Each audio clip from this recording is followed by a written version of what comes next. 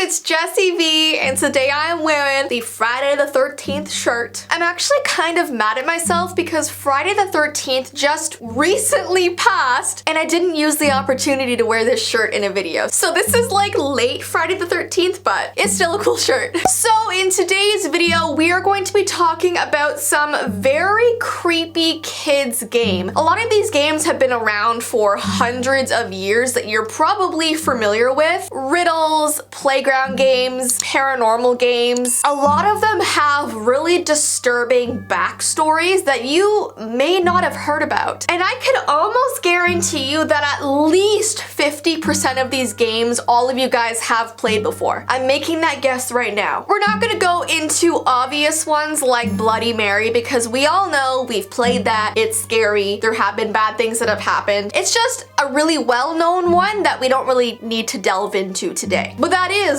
one example. So the first one we're gonna talk about is Ring Around the Rosie. Everybody knows that famous riddle. Do I really have to sing it for you right now? Ring around the Rosie, a pocket full of posies. You basically all join hands with your friends and skip around in a constant circle singing that song. It kind of looks like a ritual. However, a lot of people don't know that the lyrics you are singing actually reflect a really dark time in historical England. Scholars have studied this song and concluded that the joyful little song is about an outbreak of the bubonic plague that affected London in 1665. So this song is not happy-go-lucky, it is about the bubonic plague.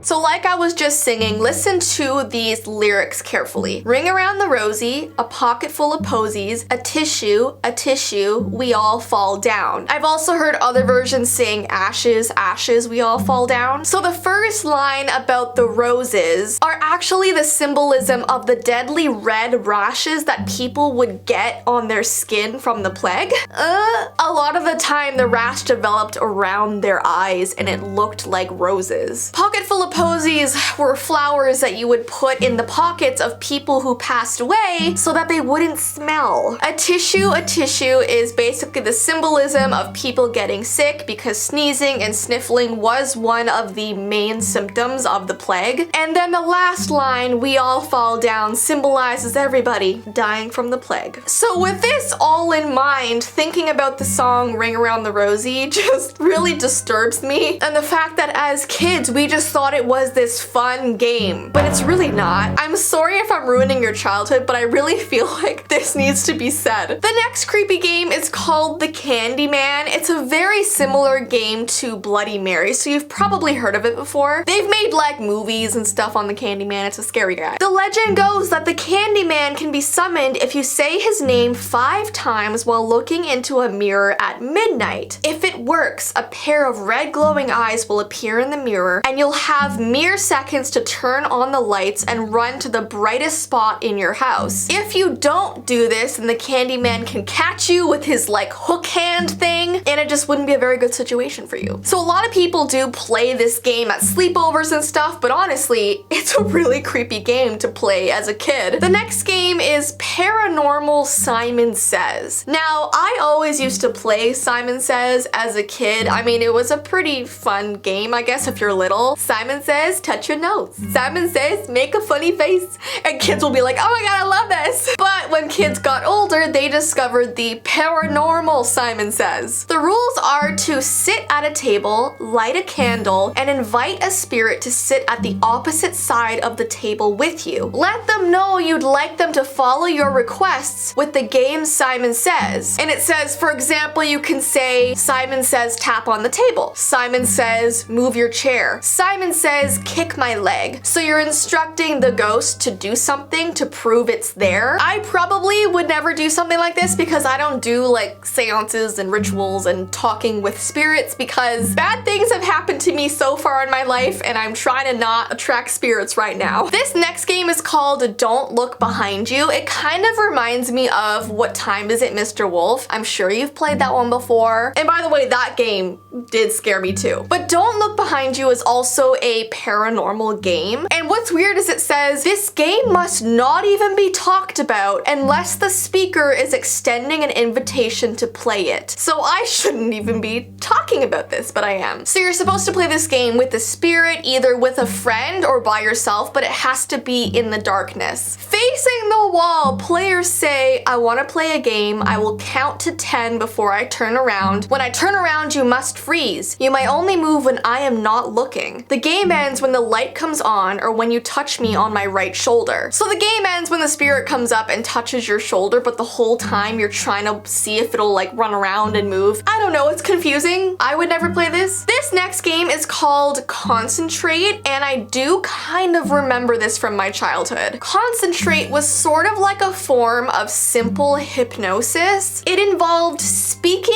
a rhyme in a sing-song voice while beating rhythmatically on your friend's back. You then go into a trance and find out how you will die. So, wouldn't recommend playing that. The next one is called Miss Mary Mack. This was also a clapping game, and this is how the lyrics go. Maybe you'll recognize this. Miss Mary Mack, Mack, Mack, all dressed in black, black, black, with silver buttons, buttons, buttons, all down her back, back, back. Now, when kids used to play this clapping game, it was just a fun riddle to do at recess or whatever. But if you actually look back into the history of this whole song is a riddle, and the answer to the riddle is coffin. So Miss Mary Mack, all dressed in black with buttons, is actually lying in a coffin, and that is what the riddle is about. This next game is really disturbing to me because anything to do with going deep into your mind scares me. Kind of like the movie Inception. That movie used to freak me out. This game is called Red Door, Yellow Door. It's basically guided meditation into the deepest parts of your brain. So the way you do it is you close your eyes and you visualize your brain as being a corridor, and in this corridor there is a red door and a yellow door, and you always have to choose which one you want to open, and you have to visualize it in your mind. So let's say you're walking down the corridor and you choose the red door. You have to open it and go through. Then there's another corridor and you see, let's say, a blue door and a purple door. You have to decide which one to open, and you keep going through, opening all these doors, and the more you do it, the farther you go into the deepest parts of your mind. But what's scary is that it says, be careful not to get lost and remember the way back. So it might seem fun to keep going through these doors in your mind, but you have to remember all those doors you've been through, you have to go back through to be like conscious again. I just don't mess with that stuff. I mean, it's probably not real and not accurate and you can't do stuff that way, but I just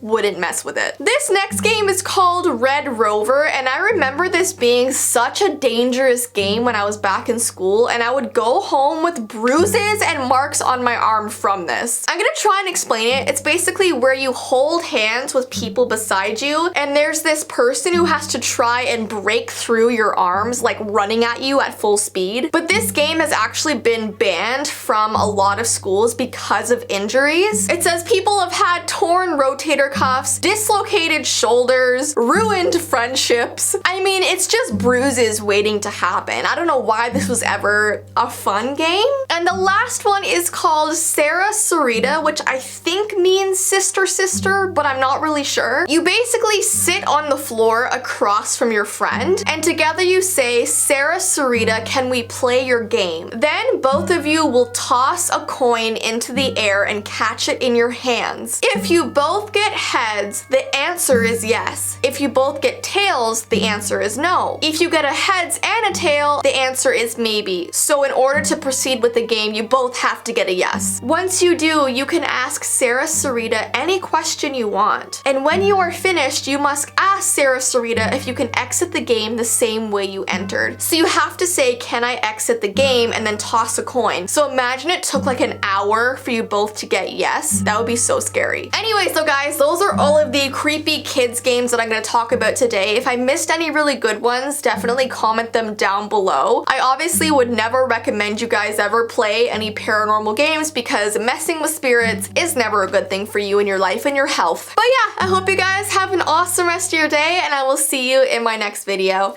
Bye!